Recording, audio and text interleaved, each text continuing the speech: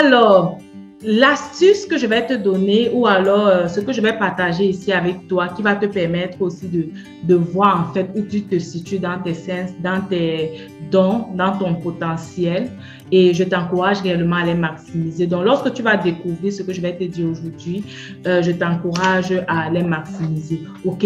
On va aller dans les 5 sens. En fait, j'ai eu à cœur que nos potentiels et nos talents sont cachés dans nos 5 sens. Lorsqu'on a parlé des 5 sens, on les a toujours utilisés dans un contexte général et j'étais waouh, waouh, waouh. Quand j'avais ça à cœur, je disais seulement waouh, waouh et waouh. Et j'ai décidé de partager ça avec toi aujourd'hui. Donc, tu connais les 5 sens. On a la vue. Et l'action, l'organe, c'est l'œil, les yeux. L'action, en fait, c'est de voir, regarder. On a le goût. Dans le goût, on a la langue qui peut te servir de goûter, de déguster. Ça, c'est en fait ce qu'on nous dit généralement. On a le toucher, la peau, OK, qui peut te permettre en fait de toucher. Quand on parle de toucher, on voit toujours les mains. On a l'ouïe, l'oreille, qui peut te permettre d'entendre, d'écouter. On a le nez, qui va te permettre de sentir, OK. Maintenant, on va aller un peu dans un contexte spirituel et en fait dans la découverte de potentiel. Comment est-ce que tu peux te servir de tes 5 sens pour découvrir ton potentiel? On va d'abord parler du toucher. Lorsque j'étais présenté le toucher, mais lorsque tu as toujours compris parler du toucher, tu vois, il y a la main, OK?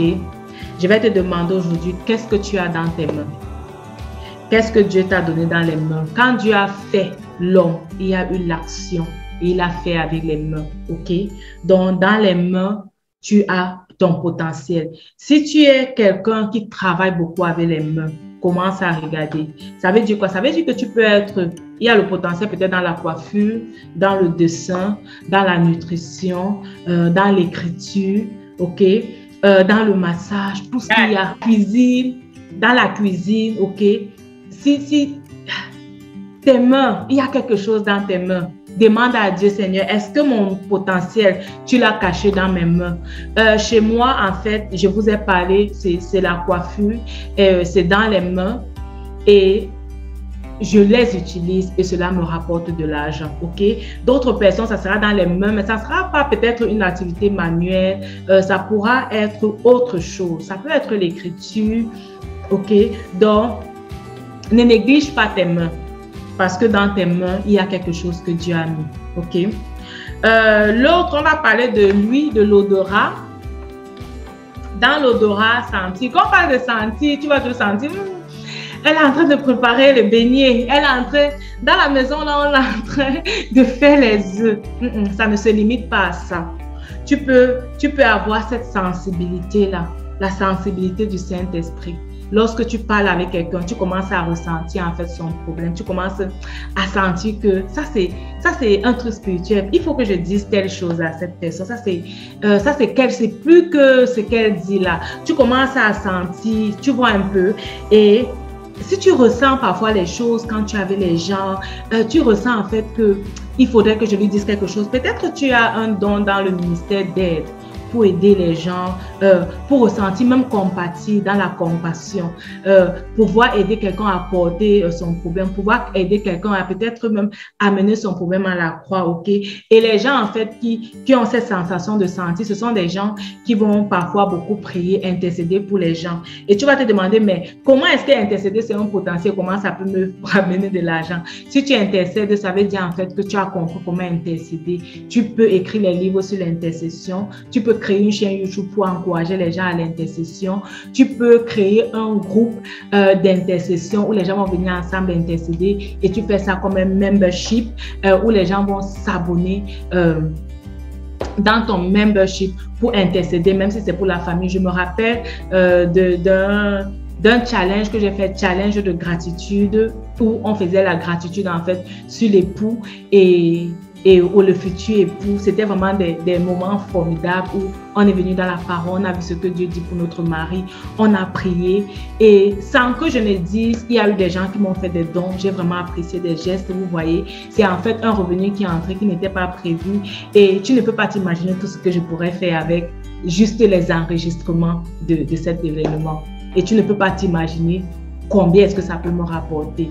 Donc, tu peux réellement avoir également ce potentiel-là que tu augmentes pour que ça devienne une source de revenus. Augmenter, ça veut dire que tu vas mettre quelque chose, amener un plus et faire de ça une source de revenus. On va parler de la vue. Il y a des gens avec qui, lorsque tu commences à parler, tu vois en fait les orientations, les portes s'ouvrent. C'est toi qui vas toujours dire aux gens qu'il faut investir dans tel business. Non, l'immobilier, ça marche. Il faut acheter ton bien immobilier. Donc, tu vois toutes les opportunités, mais toi-même, tu n'entres jamais dans ces opportunités-là. C'est toi qui dis que non, ça, c'est quelque chose. Ça veut dire en fait que ta vue est développée. Donc, tu as aussi une vue spirituelle. Tu détectes les opportunités. S'il te plaît, entre dans ces opportunités-là. Ne reste plus dans les commentaires avec les gens. Oh, je crois vraiment que la mode, c'est quelque chose de bien. Regardez comment les femmes aiment acheter. Regardez comment les femmes aiment dépenser dans les habillements. En fait, tu es en train de voir l'orientation. Tu es en train de voir, en fait, qu'il y a un marché, OK? Entre dans ce marché, jette-toi dans ce marché. Ce n'est pas tout le monde qui a cette possibilité-là. Et ce qui me dépasse, c'est qu'il y a des gens qui vont dire que je savais que l'affaire s'y devait marcher. Et qu'est-ce que tu en as fait? Qu'est-ce que tu en as fait? Tu savais que ça devait marcher, mais pourquoi est-ce que tu n'étais pas lancé dans cette affaire? Tu as eu réellement, c'était mon Dieu, un sixième sens, le Saint-Esprit t'a révélé, tu as vu, OK? Pourquoi est-ce que tu n'étais pas lancé dans l'affaire? Pourquoi à la fin, quand tu seras devant Dieu, qui va te dire, mais je t'avais donné un talent, tu vas lui dire quoi? Tu vas lui dire quoi? Que je ne savais pas. Et même si tu commences à voir et que tu commences à dire aux gens, tu peux mettre un prix sur ça. Les gens peuvent te payer pour ça. Tu peux créer un bureau de consultation où tu commences à encourager les gens dans les business qui marchent. Tu vois un peu. Et ça te ramène en fait de l'argent. J'espère que c'est bon. J'espère que c'est bon. On va continuer. Donc, j'étais en fait sur la vue.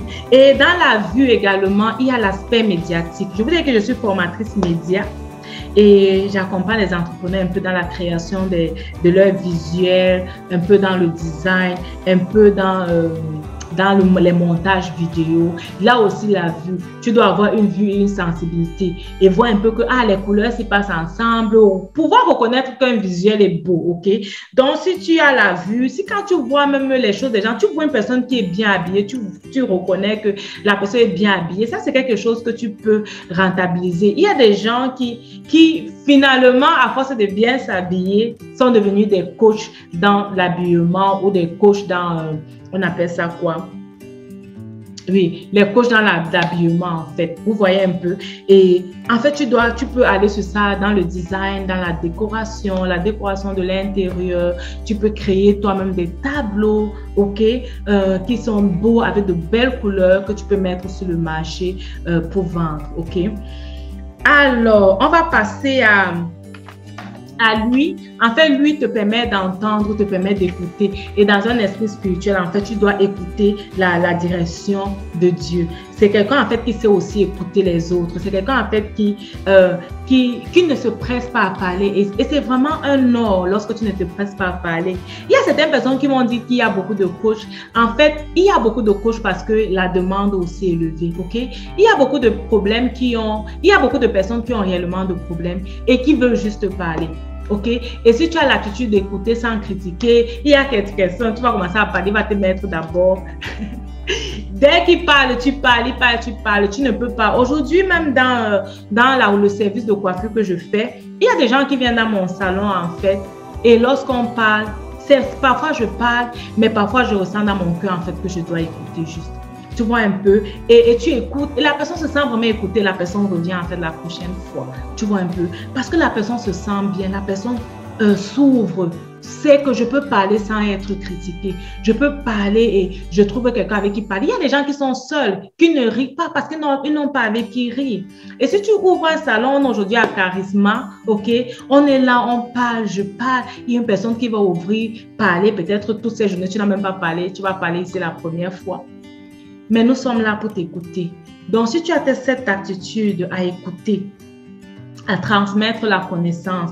Ça également, tu peux vraiment le développer dans les relations d'aide. Tu peux regarder un peu quels sont les problèmes que les gens ont, peut-être dans l'éducation des enfants. Tu crées un salon charisma où on vient parler de l'éducation des enfants. Toi-même, tu ne parles pas. Tu vas voir. Vous allez faire 1, 2 heures. Les gens vont parler. Toi, tu écoutes juste. Peut-être après, tu fais la synthèse et ça te donne de l'argent. OK? Et si tu multiplies, OK? Donc, c'est en fait ça. Lorsque tu as découvert, tu multiplies. Et je crois que c'est le dernier sens, c'est le goût. Et dans le goût, on voit toujours goûter la nourriture, savoir que c'est bon. C'est ce qui est vrai, OK? Quand je mets un chocolat sur ma langue, je sais en fait que c'est sucré ou pas. Mais dans le goût, vous voyez, l'élément qui apparaît, c'est la langue. Et la langue a une très grande puissance de création. La Bible dit que quand Dieu a créé, il dit et la chose s'est accomplie. Ça veut dire que dans ta langue, tu peux réellement avoir cette puissance de communication et tu peux communiquer. Communiquer dans les réseaux sociaux, avoir ta chaîne YouTube, enseigner les gens, créer les talk shows où tu parles, où tu animes, voir en fait les problèmes de la société et communiquer par rapport à ça. En fait, là, ça va vraiment faire appel à ton potentiel de communication.